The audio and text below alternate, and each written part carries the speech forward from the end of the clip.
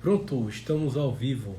Boa noite a todos que estão nos assistindo a partir destas 21 horas da quinta-feira. Toda quinta-feira temos uma live tradicional, onde hoje, inclusive, encerramos esse trimestre que estamos tratando sobre saúde mental. Dedicamos esse trimestre para tratarmos sobre a temática da saúde mental e vamos ter um convidado muito especial. Enquanto isso, eu vou colocar aqui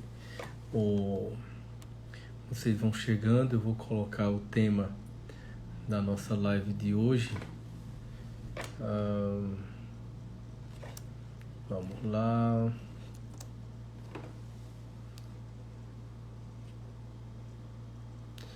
Tenho que inclusive fixar.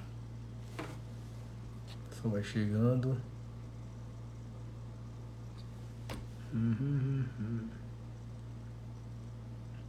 Vocês vão, por favor, me dando um retorno acerca de som e imagem, se está tudo bem, se vocês estão ouvindo bem, se estão me vendo bem, se está tudo ok para vocês.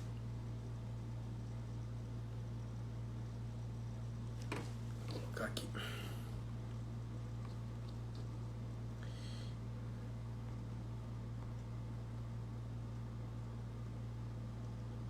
Olha, Miliano, Gi, olá.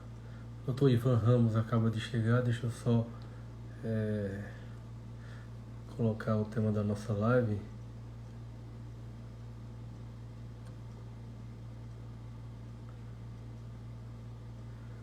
Ordenado.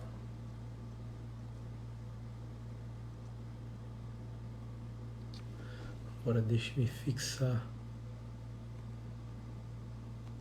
E a luta é pronto, vida saudável, psicológico ordenado. Vamos agora chamar o nosso doutor Ivan Ramos.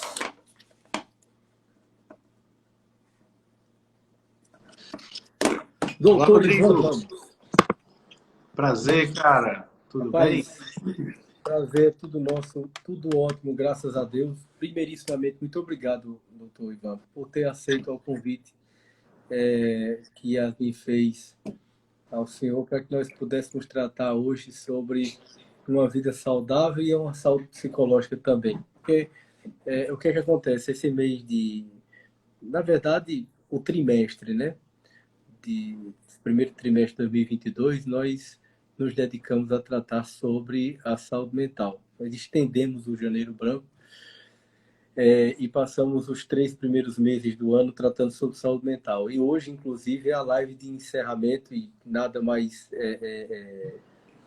vamos dizer assim, que vem a calhar do que tratar da saúde mental associado, obviamente, à saúde física. Nós nunca podemos perder de vista de que tanto a saúde mental quanto a saúde física, elas estão amalgamadas. O ser humano, sujeito integral, precisa ter noção, nós precisamos ter noção de que um sujeito visto numa perspectiva integral não pode ser dissociado. Não existe só o corpo e não existe só a alma. Então, hoje nós temos a feliz oportunidade de estar nos conhecendo e, ao mesmo tempo, poder ter uma conversa fazendo essa associação entre a saúde mental e uma vida saudável a partir, obviamente, de tudo aquilo que você já tem trazido no seu perfil de como conduzir uma vida de modo saudável. Então, muitíssimo obrigado mesmo por aceitar o convite. Eu que agradeço por ter lembrado, a lembrança de ter me convidado, né, de reconhecer também o meu trabalho. Fico feliz de ter chegado até você, né, de ter sido lembrado e de fato, eu, como clínico geral que eu sou, né, então, na minha conduta, na minha prática médica, não tem como não avaliar o paciente por inteiro, né? Exato. Sempre há a abordagem também do psicológico, do mental do paciente, do espiritual do paciente, abordando uma visão integral, senão a gente não consegue abarcar ou deixa a desejar em algum aspecto do cuidado do paciente, né? E é um prazer te conhecer também, conhecer o teu trabalho também. Já dei uma olhada no seu trabalho, no que você faz, e fiquei bastante interessado. Obrigado, muito obrigado mesmo. Doutor Ivan, bem, eu sabendo da sua formação médica, eu queria iniciar essa nossa conversa, e também, obviamente, considerando o trabalho que você vem fazendo, com uma máxima hipocrática que para mim é muito cara.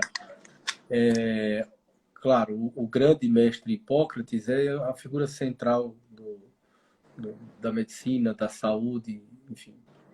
E tem uma frase muito importante quando ele diz: seja o teu remédio o alimento e o teu alimento o teu remédio. Essa relação entre aquilo que a gente come, que a gente ingere, aquilo que a gente se alimenta, né, pode nos dar saúde e pode também nos envenenar. Sim. Né?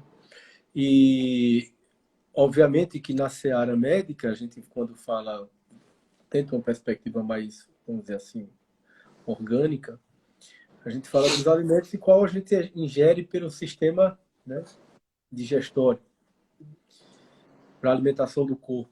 Só que muitas vezes a gente esquece de que existem muitos conteúdos que nós nos alimentamos pela boca e pelo ouvido, pelos olhos.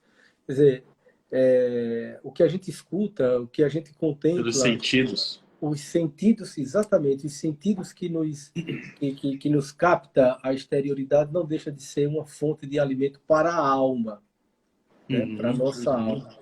Então, a partir dessa perspectiva, eu gostaria de passar a bola para você, para que a gente pudesse conversar um pouco sobre isso, porque aquilo com que a gente se alimenta vai nos proporcionar saúde ou doença. Inclusive, só abrindo parênteses, para concluir a minha fala e passar para que você possa discorrer sobre isso. Na prática clínica, na psicologia, principalmente infelizmente, com o avanço de transtornos mentais e sofrimentos psicológicos graves em função dos últimos acontecimentos, a gente sempre tem um paciente ou outro que ou está com um transtorno de pânico, um transtorno de ansiedade ou uma depressão, e alguns deles, inclusive, têm dificuldade de, quando nós encaminhamos a um psiquiatra, de eles irem ao psiquiatra e fazer uso de medicação.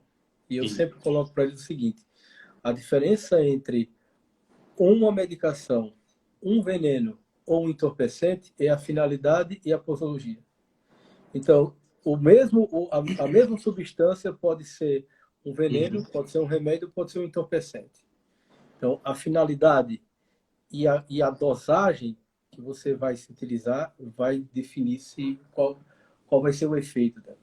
Sim. Então, com base nisso, eu gostaria de iniciar a nossa conversa a partir desse ponto, porque eu penso que é uma premissa fundamental nas ciências médicas e na saúde do ser humano como um todo. Perfeito, Rodrigo. Olha, eu posso começar dizendo a minha própria história, tá? A minha própria história em termos Por favor. Um pouco de distúrbio mental. Todo Por mundo favor. tem algum distúrbio mental. Eu tive uma depressão bem importante, tá? Em meados de 2015, foi quando nasceu meu primeiro filho. Eu tive uma síndrome de burnout, não esgotamento físico, está muito associado com um transtorno depressivo. Então, eu tive uma depressão, foi uma depressão pequena, né, minor, mas teve, né, os sintomas, uma anedonia, uma baixa de vontade, né, digamos, uma apatia, um desinteresse pela vida, talvez pelo cansaço, talvez pela rudeza da vida adulta, né? Tinha acabado de me casar, muitas contas para pagar, aquela coisa da experiência inicial da vida adulta. Estava muito inflamado, doente, sobrepeso, pré-diabético, né? E eu precisei aprender como vencer tudo isso, né? Usei antidepressivos por muito tempo, até recentemente cheguei a utilizar, graças a Deus hoje estou sem. E nessa minha busca pela minha própria saúde, pela minha própria cura, eu acabei aprendendo muita coisa sobre a questão da alimentação. Recentemente eu fiz fui tentar rever um pouco da minha história, de como eu cheguei até aqui hoje, né? Entender hoje o que eu entendo sobre a alimentação. E realmente precisou passar por mim mesmo, pela minha própria história, né?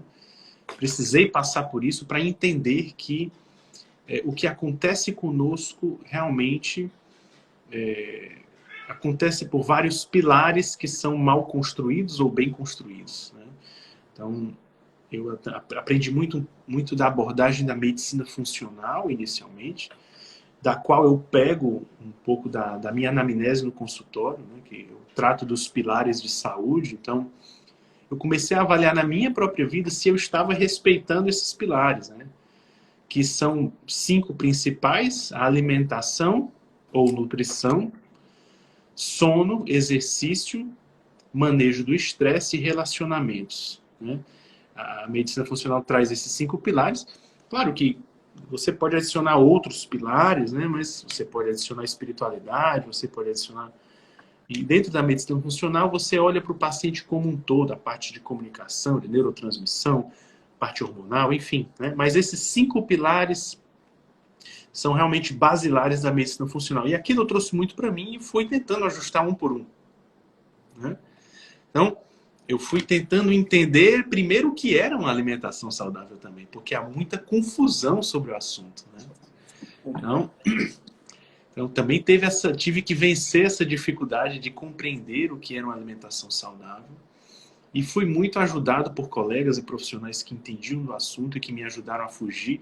Poderia ter caído em searas perigosas, mas graças a Deus eu consegui aprender uma abordagem de alimentação anti-inflamatória, uma alimentação realmente mais humana, baseada na nossa ancestralidade, que eu comecei a aplicar em mim mesmo e estudei a fundo o assunto, comecei realmente a pesquisar sobre e ver que havia muita evidência científica falando disso, né?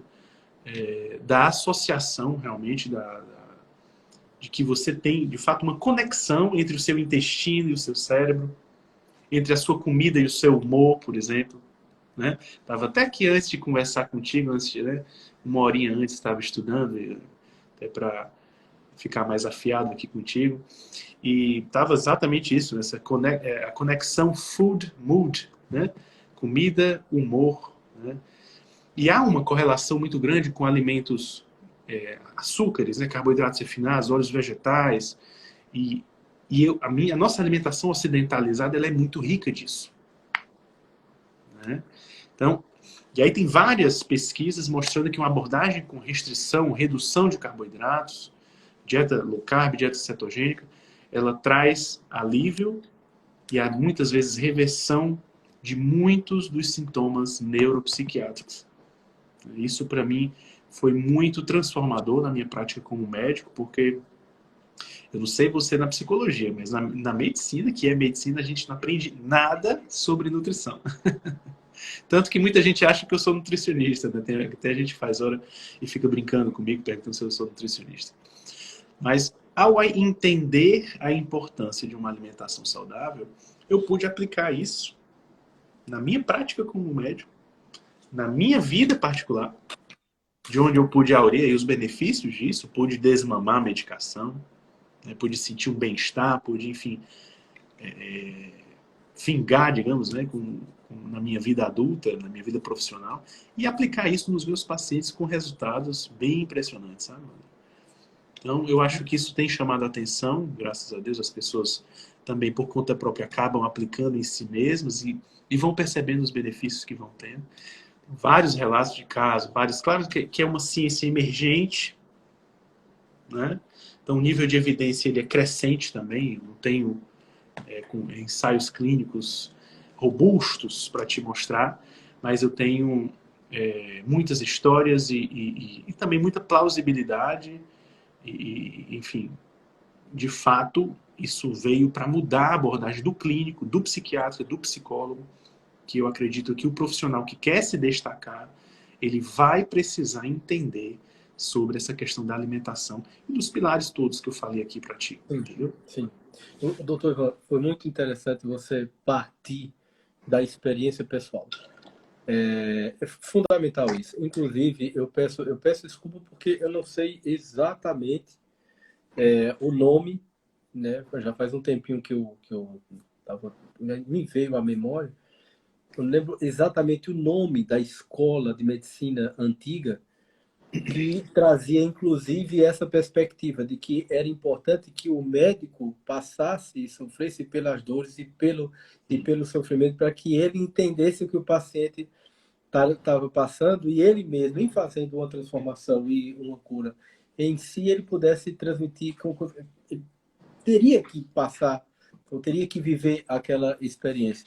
Existia até uma escola que defendia, uma escola de medicina antiga, que defendia essa ideia. E eu sou parte desse princípio e que, de fato, é um princípio no qual você, como a gente diz popularmente, né, você vive na pele, você passa aquela situação. Então, você tem uma experiência autêntica, verdadeira, você fala a partir de você. Isso. É o melhor de todos os produtos, porque a gente vende aquilo que a gente vive. Isso é fundamental. E, obviamente, passa a devida credibilidade às pessoas que nos procuram, os pacientes, etc. Agora, esse aspecto no qual o senhor trouxe de como a nossa alimentação ocidental, ou seja, a alimentação está diretamente vinculada à cultura e a hábitos, né? Hábitos, costumes, isso envolve tanto aspectos externos, né? Elementos valorativos externos, como também disposições internas, né? Que você reforça ou que você nega se distancia daquela prática. E nesse sentido a gente vê, infelizmente, toda uma apologia, a gente já cresce tendo acesso a alimentos que não são tão saudáveis assim. Sim. E por isso que você colocou há pouco. Primeiro eu queria entender o que é uma alimentação saudável e o que não é uma alimentação saudável. E nesse caso, que alimentação saudável é essa que pode favorecer ou alimentação que não seja saudável pode dificultar nessa relação com a saúde mental. Então, esse ponto que você trouxe, eu gostaria, inclusive, que você discorresse um pouco mais sobre ele, porque eu vejo que é necessário a gente fazer essa diferença. Como Aristóteles dizia, né? Saber é diferenciar. Então, para a gente saiba a respeito dessa alimentação saudável, qual a diferença que ela tem basicamente para uma alimentação não saudável, até porque eu fui recentemente a uma endócrina aqui em Campina Grande, eu moro aqui em Campina Grande, e ela me disse uma coisa interessante, o seguinte, a gente tem que ter muito cuidado com a demonização dos alimentos. Porque pode, às vezes, alimento tal é isso, alimento tal é aquilo. Então, dá devida importância ao alimento e à finalidade que ele opera no nosso organismo e harmonizá-lo, adequá-lo. Então, doutor Ivan, qual seria essa relação, a diferença entre uma alimentação saudável e uma alimentação não saudável? Perfeito. Aqui eu vou ter que fazer uma live de 50 horas para te explicar tudo. Vou tentar, assim, tentar resumir o máximo. Vamos aqui tentar o poder de síntese, né? Para tentar te ajudar. Primeiro, nós temos já muita evidência do que seja uma alimentação a mais humana possível. Porque uma coisa é, você tem um cachorrinho, você vai atrás de saber qual é a alimentação do cachorrinho, né? Se você cria um gado, você precisa saber o que o boi come, né? Nós somos a única espécie que não se preocupa em saber o que nós comemos, né? Tudo bem que nós somos seres chamados onívoros, ou seja, podemos comer de tudo. Contudo, há uma predileção bioquímica, digamos, né, energética, para alguns nutrientes. E, principalmente, a nossa predileção se dá por alimentos de origem animal. Certo? Então, a carne, de forma geral, principalmente de animais ruminantes, ela é mais, digamos, mais semelhante à nossa própria carne. É por isso que ela oferece a maior quantidade de nutrientes para o nosso corpo. A gente passa por uma problematização acerca disso, porque há muita ideologia por trás disso tudo, tá? E há uma certo, digamos, um lobby das indústrias, enfim, a fim de manter fiéis os seus clientes, consumidores viciados, né? Então, eu posso contar uma pequena história de como isso aconteceu, né? Em meados do século XX, lá para em torno de 1950, o presidente Eisenhower, americano, ele sofreu um infarto. E isso foi um clamor nacional, porque a comunidade científica, na época, começou a perceber que o infarto estava se tornando algo muito comum. E até antes disso não era nada comum. Na década de 20, 100 anos atrás, ninguém morria de infarto assim, entendeu? Não existia tanto diabetes como tem hoje, né? Então, por causa desse clamor nacional, eles pediram para que muitos cientistas estudassem os assuntos. Surgiram tanto bons cientistas como maus cientistas, né? Então eles tentaram encontrar associação entre colesterol, gordura, tentando demonizar esses nutrientes e tudo mais. A partir daí começou a surgir também um interesse da indústria, do milho, da monocultura, né? Muito pela família lá dos Kellogg's, John Kellogg's, que era um médico, que também tinha aí uma abordagem junto com o pessoal de algumas igrejas, algumas seitas e tudo mais, que começou a divulgar uma ideia de uma alimentação baseada em sementes e sem carne, né? Pouco estimulante, né? Então começou a criar-se uma certa cultura alimentar, né? Anti-carne nesse período, anti-gordura. Acontece que as evidências da época não eram fortes o suficiente para condenar a gordura. Mas, como quando a política às vezes entra, acaba atrapalhando, né? Há uma frase muito interessante que na época do senador que fez o relatório McGovern, o senador McGovern, ele disse: nós não podemos mais perder tempo. Nós precisamos emitir algum alerta para a população. E mesmo a contragosto dos principais cientistas da época, eles recomendaram, em 1977, né, quase 30 anos depois, o primeiro guideline alimentar. Né? Primeira vez que uma política, que um governo resolveu dizer o que as pessoas deveriam comer. Né? Então, foi um grande experimento. Perdoe minha risada, porque assim, mas é isso mesmo. Foi a primeira vez na história, foi a primeira vez na história que um governo disse o que as pessoas deveriam comer. E o que foi que o governo americano naquela época disse, e que foi replicado imediatamente pelo governo britânico, pela Europa e tudo mais? Que as pessoas deveriam evitar comer gordura, menos de 10% de gordura saturada, priorizassem gorduras poliinsaturadas, evitassem colesterol, certo? E uma pequena porção de carne e tudo mais, que vem sendo replicado desde então por todas as faculdades de nutrição. É assim que tem sido ensinado aos médicos, nutricionistas e todos os profissionais de saúde. Um grande experimento sem comprovação científica, pelo contrário, de lá para cá, todas as pesquisas que surgiram já derrubaram isso, mas a ideia principal continua nas faculdades, influenciado pelo lobby das indústrias. Por quê? Aí que vem a grande questão. Ao retirar a gordura da alimentação, são 3 macronutrientes principais, nem todos precisam saber disso, mas existem os carboidratos, as gorduras e as proteínas. Se eu tiro o carboidrato, a gordura, eu preciso introduzir uma outra fonte energética, entre o carboidrato. Entendeu? Então, isso favoreceu demais a indústria do milho nos Estados Unidos, por exemplo, da soja, né?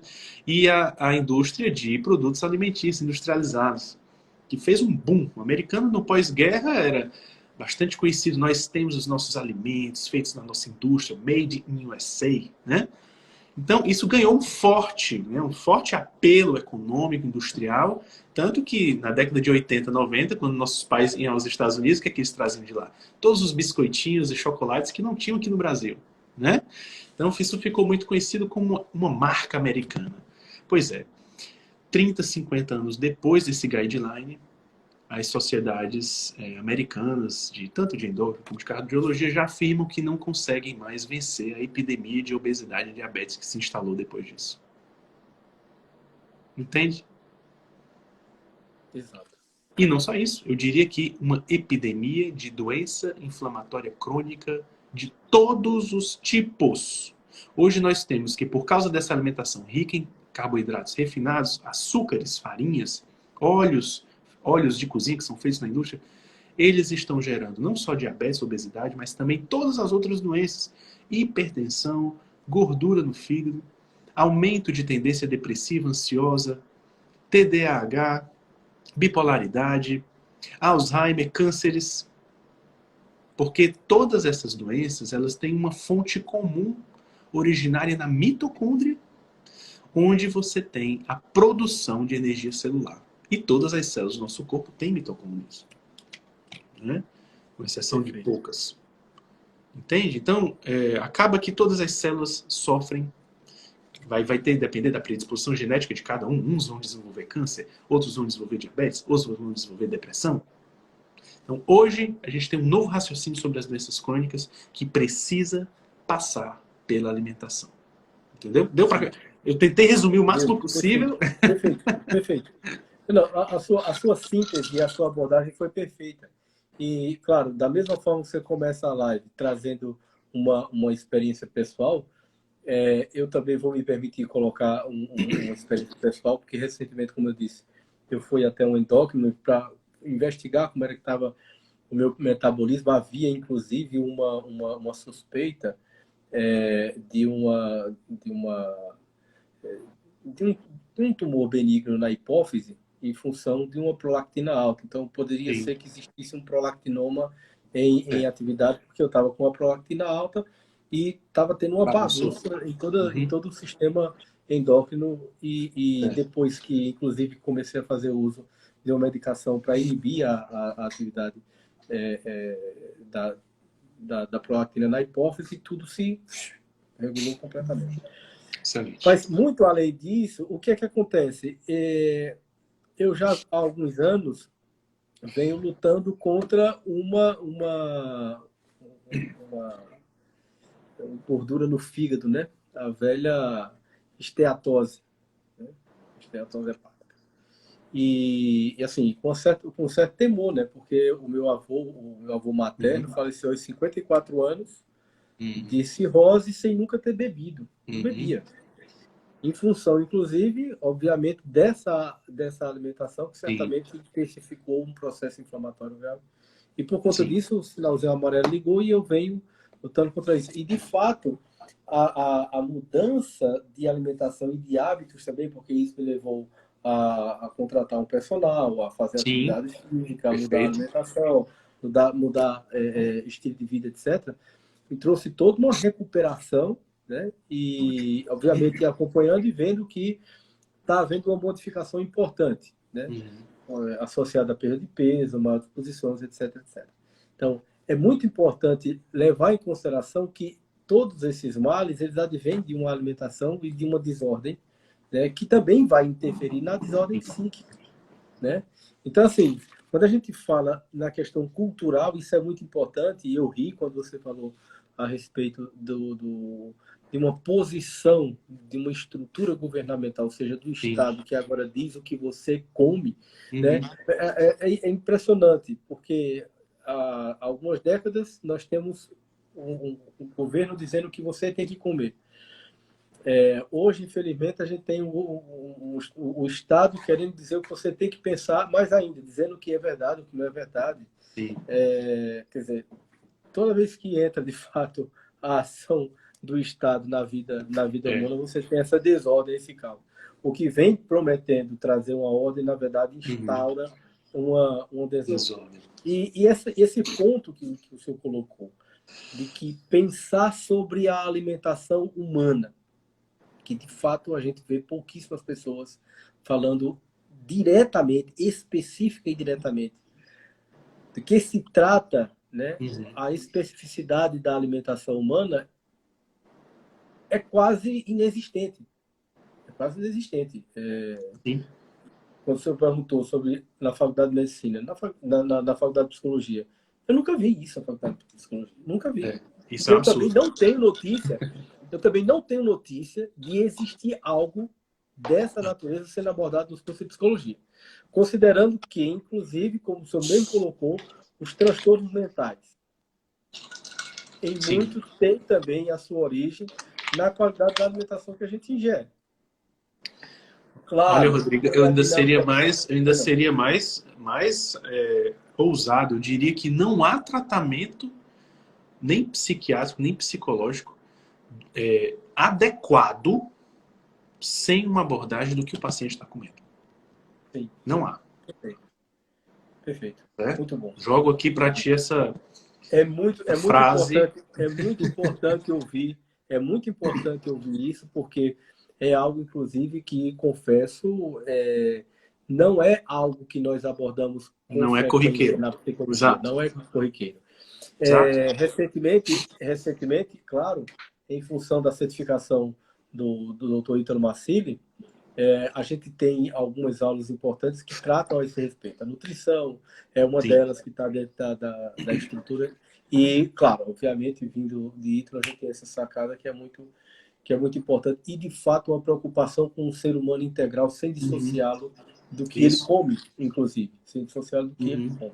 Mas isso não é prática comum na psicologia, Exato. esse tipo de abordagem. E eu penso que também não é nas outras áreas de saúde, é algo extremamente novo, como você coloca. E eu entendo, inclusive, que na própria medicina você vai encontrar médicos que ainda têm essa mentalidade que, por exemplo, carne e gordura são prejudiciais, sendo que são alimentos não muito distantes, né? Porque aí a gente alcança nossos avós. Era muito comum que nossos avós eles fritavam carne, etc., com banha de porco.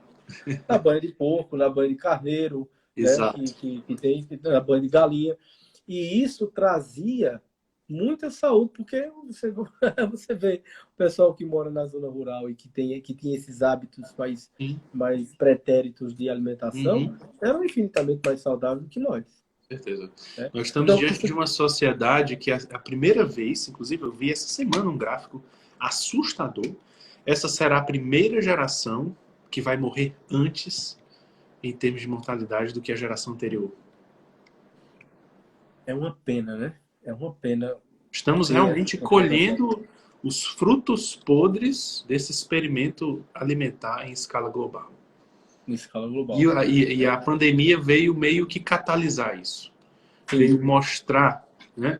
Infelizmente, muita gente adoeceu achando que estava saudável, mas não sabia que tinha problemas metabólicos de base. Eu acompanhei desde o primeiro dia da pandemia e vi tudo isso. Né? Então, assim, posso te dizer isso com experiência. Né?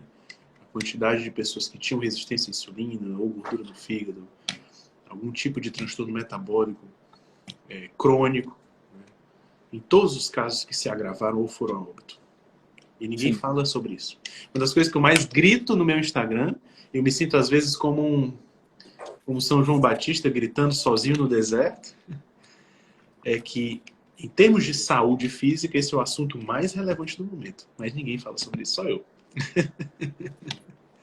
E por isso o senhor está sendo tão procurado, e é por isso que o seu trabalho está sendo tão relevante, e é por isso que cada vez mais... E precisa mesmo, porque é urgente, sabe? É urgente. Poderiam ser outros profissionais. Os profissionais precisam, de certa forma, amplificar essa mensagem. Né? Não precisa que seja só eu. Outros profissionais precisam entender essa mensagem e precisam repassá-la longe. Porque nós não precisamos ficar tão doentes como estamos. É verdade. Entendeu? Estamos muito doentes. Muito, não é pouco. Você vê isso na sua prática, eu vejo na minha prática. As pessoas convivendo anos e anos com as suas doenças, com 30 comprimidos por dia. E familiarizado com ela, né? Familiarizado, achando que isso é a coisa mais normal do mundo, quando 100 anos atrás não era assim. Entendeu? Tudo bem que as pessoas... tem muito avanço na medicina, as pessoas vivem mais por isso. Claro, eu não sou uma pessoa que nega o avanço da ciência, não é isso. Mas, exatamente por termos tanto avanço, poderíamos viver muito melhor. Poderíamos aproveitar muito mais. Exatamente. Estamos perdendo muita oportunidade. Sem dúvida. Uma coisa, doutor Ivan, que me chama também a atenção e que me preocupa, não só me preocupa, mas também me ocupa, né? E nós procuramos, na medida do possível, obviamente, estar trabalhando isso, inclusive, em casa, com nossa filha. É a questão da introdução da criança nesse alimento. Como introduzi-la. Essa coisa da alimentação saudável para a criança. Porque Perfeito. somente elas, né? Elas que podem. Sim. Já que a gente está falando de uma questão de geração, essa é a única geração que irá morrer antes do que as anteriores. Alguém precisa fazer alguma coisa. A Sim. gente precisa trabalhar isso aí no ponto de vista para Perfeito, Rodrigo. preservar as nossas E gerações. tu tá me dando uns insights maravilhosos aqui agora. Então, como é que você pensa essa coisa de abordar a infância, abordar as crianças nessa introdução alimentar? Primeiro abordando os pais. Ótimo. Sempre. Quem manda na alimentação das crianças são os pais. Ótimo. Certo? Perfeito. Então, mas existe uma abordagem muito simples que todos podem realizar. Comida de verdade. Eu aprendi esse termo não é meu, tá? Não sou dono de nada, eu apenas sou uma voz que grita. Comida de verdade. O que tem na feira e no açougue? Evitar produtos industrializados. Ótimo. Evitar produtos que não estragam. Comida tem que estragar. Se não estraga, tem problema. Tem algum aditivo, alguma coisa que faz com que ela tenha um tempo de prateleira maior. Então, comida que estraga. Pode ser frutas, pode. Claro que o diabético ele tem que ter cuidado com frutas. Mas, em geral, a alimentação que tem no açougue, o que tem na feira, se possível orgânico, se for muito caro para você, compra o que tem mesmo. E evitando pacotinhos, produtinhos, óleos vegetais. E cozinhar com gorduras naturais. Manteiga, banha, azeite, entendeu? É isso. E os pais, quando vão alimentar os seus filhos, vão alimentar da mesma forma. A criança é um adulto pequeno. Exato. Né? Que precisa ter a mesma demanda alimentar de um adulto. Claro que quando ela é pequenininha, a consistência precisa ser mais pastosa. Mas a criança, por exemplo, você tem uma ideia, isso vale para os dentistas, por exemplo, os odontólogos. Nunca se criou uma geração com uma arcada dentária tão frágil. Uma musculatura, uma deformidade facial, porque não se mastiga carne, só se dá comida pastosa para a criança até 10 anos de idade. Então, a criança ela tem um desejo de comer carne. Você vê alguns vídeos engraçados pela internet e tudo mais, né? Minha menina é uma onça. Eu tenho uma onça em casa. Isso. E você tem que apresentar a comida de verdade começando por você. Porque aqui em casa, os meus filhos, quando eles me veem comendo carne, papai, eu quero carne, quando é que você vai fazer carne de novo? De forma positiva. Entendeu? E aí eles vão se interessar. Porque aqui, como eu comecei tarde, eu comecei a me alimentar bem, tem 3 anos mais ou menos. Então os meus filhos ainda pegaram muitos vícios. Né? Eu não consegui evitar. Mas hoje a gente faz um trabalho de transformação. O chocolate já não é mais o chocolate ao leite, é um chocolate amargo. Eles gostam de chocolate 70%, 80%. Pra você ter uma ideia. Né? Então, assim, a gente trocou o suco. É assim também. A gente trocou o suco pela fruta. Entendeu? A gente, quando quer fazer alguma coisa, usa um adoçante stevia, que é saudável, no lugar do açúcar. A gente faz alguns biscoitos ou bolos que são saudáveis, com ingredientes mais saudáveis. Aí eu tenho, eu até faço, eu tenho um e-book. Enfim, há sempre o que fazer. Se você tem interesse, não é fácil. Não é fácil, porque o mundo é dos carboidratos e dos doces, dos açúcares, né? Então, você falou da gordura no fígado e hoje, para você ter uma ideia, a maior causa de cirrose não é mais pelo álcool mesmo, não. Não. Tá? Não é mais, já foi ultrapassado. Não, é verdade. Mas assim, essa afirmação, essa dica preciosa, essa afirmação sua, categórica, que o alimento que está no açougue e na feira, principalmente aqueles que perecem, são os mais adequados. Não tenho dúvida, isso aí cola na mente da gente para que a gente possa se alimentar de forma mais saudável. Serve como um guia. Claro, serve como um guia. Agora, uma coisa também, doutor Ivan, que eu gostaria de colocar, para que o senhor, se possível, discorresse sobre isso, é que a gente identifica que existem alguns alimentos que parece que eles ativam, eles são mais, vamos dizer assim... Esse é um outro assunto muito favorecedores de compulsão, de práticas alimentares compulsivas. Sim. Alguns alimentos, não, você come aquilo ali e assim acabou. Isso. Mas tem outros que você ingere um, aí já quer outro, aí já quer outro, já quer outro, e começa, Perfeito. e de repente você é tomado de modo compulsivo e escraviza-se naquele alimento. É. Qual a relação que esse alimento tem? É, é, que alimento é esse? Quais são esses alimentos e que eles proporcionam esse tipo de prática compulsiva? Pronto, aí é uma outra historinha bem legal que eu vou te contar agora também, tá? Ótimo. No meio dessa história toda sobre essa questão da alimentação, o florescer da revolução industrial alimentícia, né? Porque antes a comida era o que você tinha em casa, o que você plantava, o que você criava, era o que você comia. Não? Quando a indústria começou a se meter nisso, ela começou a criar, ela começou a ter o expertise da engenharia alimentar. Então ela começou a juntar ingredientes para torná-los hiperpalatáveis, para torná-los interessantes, viciantes. E de onde é que vem esse expertise? Da indústria tabagista. Tá?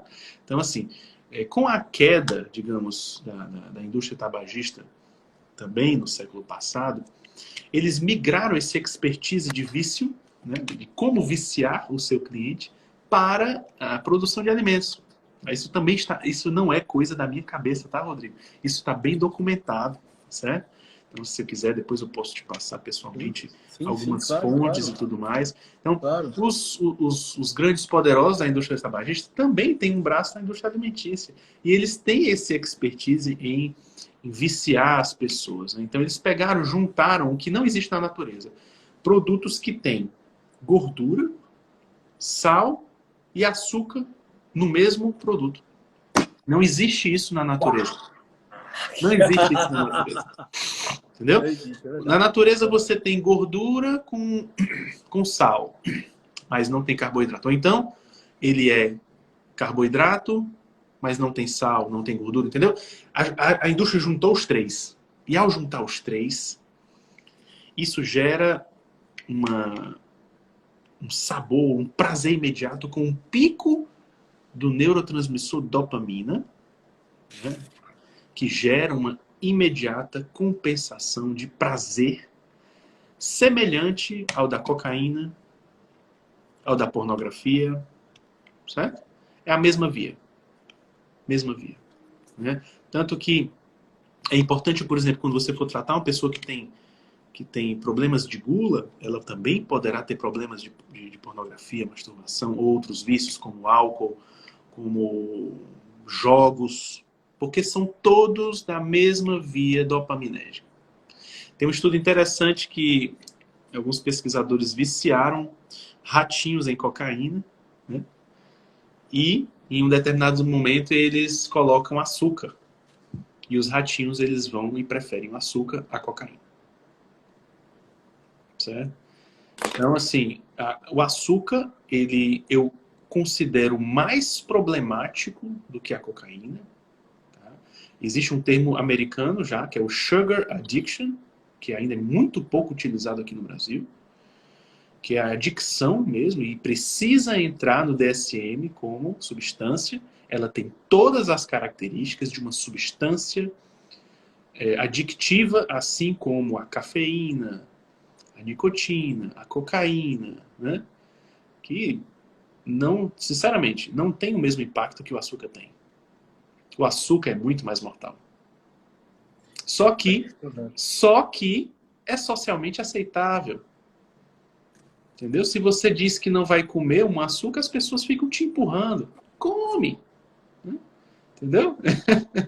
É. Agora, a cocaína não, o álcool não. As pessoas não bebe tanto assim. Não, entendeu? Então, assim, o açúcar, ninguém precisa se drogar. Mas todo mundo precisa comer. Então, é muito mais fácil você se viciar no açúcar. Porque você está o tempo todo precisando fazer escolhas alimentares. Então, acaba que para diminuir, digamos, a carga de problema, as pessoas dizem, não tem problema. Basta equilibrar sua alimentação, você pode comer de tudo, não tem problema. Essa história da moda de alimentação equilibrada, balanceada, que está gerando uma geração de pessoas mimadas, viciadas, que não conseguem nem vingar no seu trabalho, porque adoecem, não conseguem criar, não conseguem passar, sei lá, um mês sem gripar, por exemplo. porque todo o seu corpo ele fica adoecido. É uma coisa muito séria, Rodrigo. Sim, sim. Eu não sei mais o que dizer. Tá entendendo? As pessoas precisam entender isso. Né? E você falando, e aí a primeira coisa que eu me lembrei é que existe, e volta aquele aspecto cultural, né? Da questão do Isso é alimento. verdade. A parte mais esperada da festa são os docinhos. Exato, eu sei. São Eu exatamente os sei. docinhos. Então, existe até um elemento cultural muito forte que impele, que impulsiona, Sim. que orienta esse tipo de conduta, de Eu sei comportamento. que É um o que eu estou comportamento. falando aqui é nadar contra a maré totalmente. Eu entendo isso. É por isso que ou as pessoas me amam ou elas me odeiam. Mas eu digo isso porque eu passei por isso. Eu era e me considero ainda. Exato. Eu me Exato. considero um viciado ainda. Sabe por quê? Porque se colocarem na minha frente um pacote de biscoito Bono, eu como ele todinho. É como um alcoolista, que se botar um álcool na frente dele, ele vai beber. Então eu considero alguns alimentos específicos, para mim, eu não posso ver. Entendeu? Então, assim, existe um componente de adicção. Eu não posso ter isso na minha casa. Não é brincadeira. Eu sei que se tiver, eu vou comer. E se tiver todo dia, eu vou comer todo dia. Existe isso de fato. Agora, cada um tem o seu nível de dependência daquilo, né? Cada pessoa é única, eu sei disso. Eu sei que não é fácil você implementar essas mudanças no seu dia a dia, porque a depender das suas circunstâncias vai se tornar bem difícil realmente. Mas eu só mudei porque eu me vi muito doente. Isso. E às vezes as pessoas só mudam assim. Você viveu na pele essa situação. Exatamente. E assim, outra coisa, existe um apelo industrial, você colocou muito bem, da indústria alimentícia, muito forte. Muito. A mídia também, né? Na questão relativa ao açúcar. Sim. Né? Tudo tem açúcar. Absolutamente tudo tem açúcar. Então, assim, é impressionante como em todas as nossas refeições, ou em todos os ambientes que nós vamos para nos alimentarmos, existe um apelo muito forte ao doce, ao açúcar, né? Não ao doce, não, ao açúcar. Porque o doce eu posso comer mel, por exemplo. Eu posso comer mel. As frutas, né? As frutas são açúcar. A gente, isso. Não é o açúcar, é o doce. Tem, enfim. É muito forte esse apelo. É muito forte para gente, e para a gente se blindar é um pouco complicado, né? É um pouco complicado. É lutar, você colocou lutar contra a maré, mas é uma luta pela sobrevivência, né? É uma questão que eu trabalho isso muito com os meus seguidores, pacientes. Eu tenho até também uma imersão que eu faço, né? Porque como não é uma coisa tão simples de ser resolvida, então aquelas pessoas que percebem que precisam de ajuda, né? Que sabem que tem problemas de saúde, então eu criei essa imersão para elas, onde eu ensino tudo isso a elas bem pausadamente, faço encontros ao vivo com elas, né? Tenho os meus pacientes no consultório também, porque você pode fazer isso por conta própria, só porque quer ter saúde, mas tem muitos pacientes que a gente acaba revertendo, né? Reverto diabetes no meu consultório, pra você ter uma ideia, reverto gordura no fígado, né? Então, assim, a boa notícia disso tudo é que, assim, a maior parte das doenças crônicas podem ser evitadas ou mesmo revertidas com essa abordagem. Ótimo. Então, não é uma live para assustar as pessoas também. Não. Né? Assim, eu joguei aqui a realidade da situação para alertar, mas também para dizer que há solução. Assim como houve para mim. Eu vivo uma outra qualidade de vida hoje. E muito feliz sem precisar. Eu jamais me imaginava, por exemplo, Rodrigo, tomar um café sem açúcar. Uma coisa banal como essa. Né? Então, assim, você vai também crescendo, amadurecendo, se conhecendo, se superando e atingindo outros níveis de vida. Como pessoa. Sim. Entendeu? Doutor Ivan, é muito importante você colocar de forma muito explícita, né? E como você colocou, não é para assustar, é simplesmente para apresentar a realidade. Isso. Porque Inclusive, essa semana eu estava atendendo uma paciente e ela muito angustiada porque ela se deparou com uma situação muito concreta e muito real na vida dela, mas que era algo extremamente preocupante e aterrador na vida dela. Uhum. Mas o princípio foi exatamente o mesmo que o senhor utilizou aí. Foi quando eu coloquei para ela o seguinte: a solução, os encaminhamentos saudáveis para a resolução desse problema, eles surgem a partir de agora. A partir do momento que você identificou onde está o problema da dor. Perfeito. Enquanto você não estava se apropriando da dor, se apropriando do sofrimento, se apropriando daquele sintoma, ele estava se apropriando de você. E a sua vida estava se deteriorando. A partir do momento em que você se apropria daquele sofrimento, daquela dor, daquele sintoma, etc., aí você tem a condição de possibilidade de agir sobre ele e mudá-lo.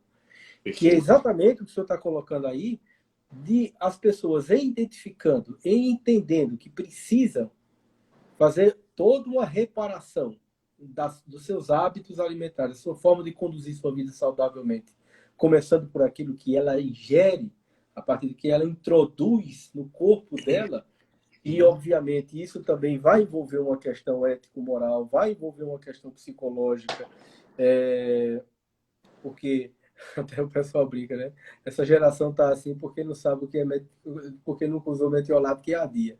Quer dizer, os alimentos, quando você troca um café com açúcar por um café sem açúcar, aparentemente, no primeiro momento, né, você vai dizer, não tem açúcar e tal, mas o sabor é outro e você já tem um grau, um salto e um ganho nisso aí, você percebe que você está superando não só uma questão alimentar, mas também uma questão está superando uma dimensão psicológica, emocional. Porque nem todo alimento que é saudável e que é bom, ele é palatável, né? Tanto quanto outros alimentos. Além de entrar a questão do hábito de você aprender a sentir outros sabores, não comer somente jogando a comida para dentro, engolindo, mas sentindo o sabor dela. Há toda uma transformação nesses hábitos. Então, foi muito importante essa sua colocação sobre esses alimentos que proporcionam compulsão, né, como uma espécie de bomba, né? A indústria criou-se, ela colocou no único alimento todas as características que desperta, né? Sim. Você vai consumir endocrinologicamente a dopamina. Né? Exato. E criar não só um problema de ordem orgânica, mas também de ordem psicológica, porque você vai ficar viciado, é um adicto, tá ali o tempo todo vinculado àquele alimento. Então, sem sombra de dúvida, uma psique ordenada, uma saúde mental ordenada perpassa pelo alimento e por uma readequação alimentar, como o senhor vem colocando. E assim, agora, é todo um processo de educação, não é, doutor Ivan? Porque é como o senhor colocou, eu tive que me educar. Sim. E aí, na educação, a gente vai ter o quê? Vai ter que pensar, né, sobre pegar aquele velho livrinho de Aristóteles das categorias, onde nós temos a qualidade e a quantidade. Né? Como a qualidade dos nossos alimentos e a quantidade deles. Sim. E a gente tem aquela máxima, né? Tudo demais é veneno. E tudo de menos é escassez também. Então, a coisa do que comer perpassa também por uma educação. Até essa questão, pegando aí ainda o café com açúcar, por exemplo, né? Já que tudo realmente que nós colocamos para dentro tem uma conexão com o nosso ser, tanto com a parte neurológica, biológica, mas também com a alma. Se eu quero, por exemplo, fortalecer a minha capacidade de decisão ou me tornar uma pessoa forte para vencer, por exemplo, as amarguras da vida, ninguém tem como fugir das amarguras da vida, e eu não consigo tomar um café amargo, e de certa forma eu também não vou conseguir vencer as amarguras da vida. Assim como se eu não me fortaleço numa academia, eu também não vou conseguir levantar um peso. Então, a alimentação, ela precisa estar auxiliar ela precisa auxiliar as minhas capacidades superiores. É isso que eu quero dizer. Então, eu acredito muito num processo de amadurecimento de educação pessoal que passa pelas coisas mais básicas e aí supera. Então, se eu quero ser um homem maduro, por exemplo, mas não consigo resistir a um pãozinho, desculpa, esse amadurecimento vai demorar para chegar. Porque a maturidade, ela exige um controle sobre as coisas inferiores. Então, eu preciso dominar sobre aquilo que eu tenho, e não o contrário. Sim. Né? E isso vai perpassar aí, claro, um autoconhecimento, saber que lutas você vai travar. Você não precisa travar todas as lutas, mas precisa saber quais as que você vai travar, mas você vai precisar travar uma ou outra coisa. Por quê? Porque senão nós sempre ficaremos no nível mais baixo de identificação. Seremos tão iguais quanto os animais. E olhe lá que os animais, eles não escolhem errado os seus alimentos. Né? Nós temos a capacidade de escolher. E isso nos coloca em um ponto superior aos animais. Contudo, se nós somos escravos do que comemos, nós passamos a ser inferiores aos animais. Inferiores. Exato. Entendeu? Portanto, na psicoterapia também é importante abordar a relação da pessoa com o alimento. Não tem dúvida, não tem dúvida. É importantíssimo. E essa live ela veio muito a calhar com o fechamento dessa série que eu tratei sobre a saúde mental, abordando vários aspectos, porque, como o senhor muito bem colocou, e eu reforcei porque é a mais absoluta verdade, pouquíssimas vezes os profissionais da saúde das mais diversas áreas abordam aquilo que a gente come. Né? Abordam a questão da alimentação como uma forma de organização da vida, tanto organicamente como psicologicamente. Né? Essas escolhas, escolher o alimento, pensar sobre o alimento, que ao mesmo tempo a gente também vai escolher os conteúdos que a gente introduz na nossa psique através de sentidos. Sim. Também é uma escolha. Qual é a música que eu vou ouvir? Qual é o filme que a gente assiste no Netflix? Qual é o filme que eu vou assistir na Netflix? Exatamente. O que é que eu vou comer? Né? A escolha do que comer. O que é que eu vou cheirar? Toda essa questão psicofísica e psicossomática, ela está muito presente e precisa ser abordada de forma integral. E hoje a gente vê muito dissociado. Você tem profissionais que dizem, não, isso é só física, é só orgânico. Não, isso aqui é só psicológico. Exato. Então, há uma psicologização da coisa e há uma materialização da outra, uma organização da outra. Perfeito. E o caminho não é esse. O caminho é essa abordagem geral e global. E por isso foi tão importante essa live de hoje. Eu penso que nós poderíamos passar aqui horas conversando. Sim, porque tem muito mais para falar. Ivan, eu adorei essa live. Eu achei essa live fantástica. Eu fico muito agradecido pelo seu tempo, mas, sobretudo, pelo seu conhecimento, sua disponibilidade e quanto nos enriqueceu e enriqueceu a esse canal e a mim pessoalmente, porque eu aprendi muito com o que o senhor colocou agora. Certamente as pessoas que estão aqui nos acompanhando e que também vão assistir a essa live também vão se beneficiar com esses conteúdos seus. Muitíssimo obrigado. Espero que em outros momentos nós nos encontremos para tratarmos de outros temas mais vinculados, obviamente, à qualidade da alimentação. Agradeço demais a sua participação, doutor Ivan. Olha, eu agradeço também, Rodrigo, você ter me convidado e poder, de certa forma, mostrar a vocês a gravidade da situação e da necessidade urgente de falarmos sobre isso, né? E eu espero que, de fato, tenha contribuído com você, com seus seguidores, e me coloco à disposição para a gente continuar, de repente, em um outro momento, a gente aprofundar o que for necessário, tá bom? Muito obrigado. Com certeza teremos outros momentos, certamente sim. Pessoal, muito obrigado pela atenção. Mais uma vez, obrigado ao Dr. Ivan. Foi muito rico esse momento. Estou por demais grato por tudo. E espero uma outra oportunidade de estarmos juntos, se Deus quiser. Forte abraço, pessoal. Tudo de bom. Deus abençoe. Tchau, tchau.